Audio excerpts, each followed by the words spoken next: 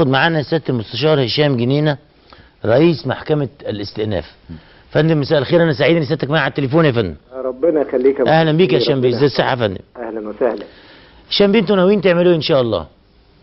والله هو يعني احنا ناويين ناخد خطوات عملية، لانه عبارات الشجب والاستنكار والإدانة اصبحت يعني في غير محلها الان، لانه ما حدث هو لا انتوا عموما يا سيادة المستشار رجال قضاء بتاخدوا بتعملوا يعني بحاجات رسمية على طول. ايوه انتوا ما بتعتمدوش على الاشاعات والكلام اللي متنطور هنا ولا هناك.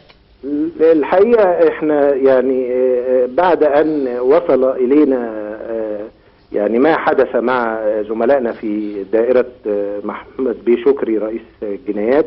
ممكن اعرف ما وصل اليك بالضبط؟ الحقيقة انه يعني ما وصلني هو انه حصل اتصال من رئيس استئناف القاهرة المستشار عبد المعز ابراهيم بشأن هذه القضية المطروحة، وكان مرفق بها طلب خاص برفع الحظر من السفر، وكان مطلوبا من الدائرة أن تبت في هذا الطلب. الدائرة الجديدة التي اختارها سيادة المستشار. للأسف الشديد أنه عندما رفضت دائرة المستشار محمد شكري وهو وزملائه في الدائرة زملاء محترمين يتمتعوا بالثقة والنزاهة، فوجئنا بتشكيل دائرة. للأسف أن هذه الدائرة شكلت على عجل وليست ضمن التوزيع العمل القضائي المنصوص عليه في بداية السنة القضائية. يعني كمان التشكيل فيه مشكلة؟ التشكيل فيه مشكلة، لأنه هو شكلها على عجل من ثلاثة من أعضاء المكتب الفني لمحكمة استئناف القاهرة للأسف الشديد. وده خطأ قانوني؟ هو إساءة استخدام التفويض يا محمود. إساءة استخدام التفويض، تمام. هو أنا عايز أقول لحضرتك إن اللي حصل ده سوف يتكرر تاني، لأنه الحقيقة إحنا كل الحوادث دي هي عرض لمرض.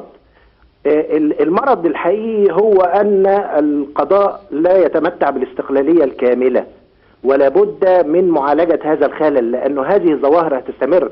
إحنا نبهنا إلى هذا لما قلنا أن إساءة استخدام هذا التفويض الممنوح من الجمعيات العمومية لرؤساء المحاكم بيسيء استخدامه، بمعنى إيه؟ إنه بيشكل دوائر معينة وبيعهد إليها بقضايا بعينها لتفصل فيها على نحو ما.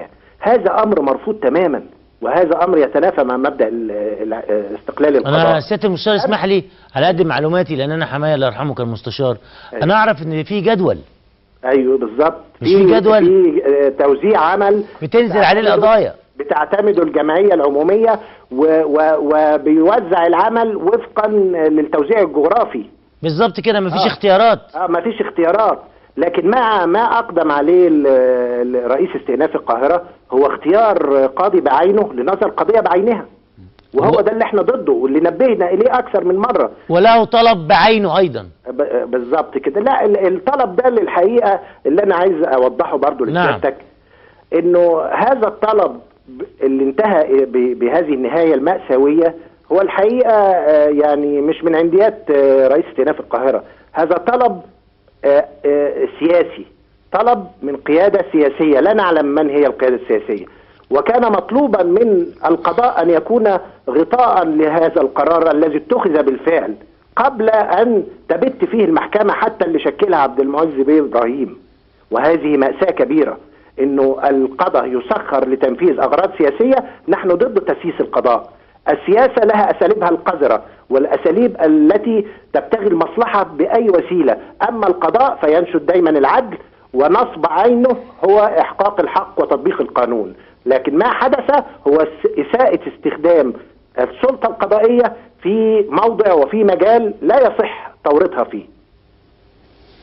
أنا يعني أحيي حضرتك مرة أخرى، أنا بسمع عن حضرتك من زمان وأعرف قيمتك القانونية يعني، بس أحييك على هذه التصريحات المهمة جدا وأشكرك عليها جدا. واللي عايز أكده لك في النهاية قبل ما أختم مع حضرتك، لا أنت لسه مش هتختم، أنا لسه عندي سؤالين ثلاثة. زملائنا قضاة جمعية استئناف القاهرة أيوه لجمعية عمومية طارئة، لأنه إحنا مش هنكتفي بالأقوال والاستنكار، إحنا معنيين بدعوة الجمعية الطارئة.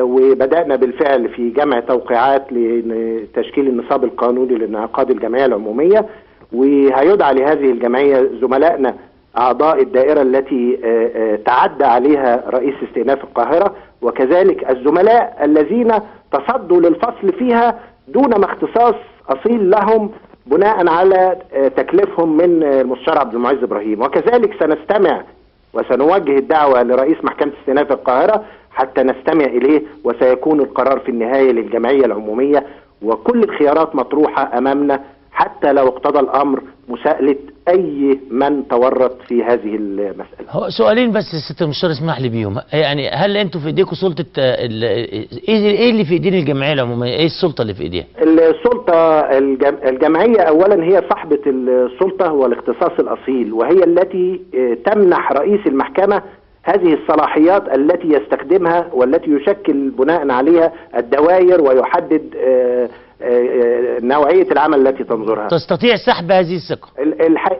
تملك الجمعية أن تسحب التفويض من رئيس المحكمة وأن تشكل لجنة وقتية لإدارة المحكمة. تمام. حتى نهاية العمل القضائي. تمام، ده بكرة هيحصل إن شاء الله؟ احنا بإذن الله بندعو للجمعية العمومية ابتداء من باكر، بنجمع توقيعات حتى يكتمل النصاب القانوني، وأنا بدعو زملائي أعضاء الجمعية العمومية لمحكمة استئناف القاهرة أن يحرصوا على حضور هذه الجمعية حتى نستمع إلى هذا التعدي السافر الذي حدث مع زملائنا، ونضع كل شيء في نصابه الصحيح. طب سيادة المستشار سؤال أخير، أنا آسف أزعجتك. لا تحت سيادتك أشرت دلوقتي إلى أنه سيادة المستشار عبد المعز إبراهيم ليس من عنده قراره ولكنه جاء من سلطة سياسية. أيوة فندم. هل تعتقد، وهو سؤال بريء، أن الدكتور الجنزوري هو السلطة السياسية؟ لا أعتقد أن الدكتور الجنزوري يتدخل، لأن الدكتور الجنزوري يعلم ما معنى استقلال السلطة القضائية. تمام، بشكرك جدا سيادة المستشار هشام جنينة رئيس محكمة الاستئناف، بشكرك.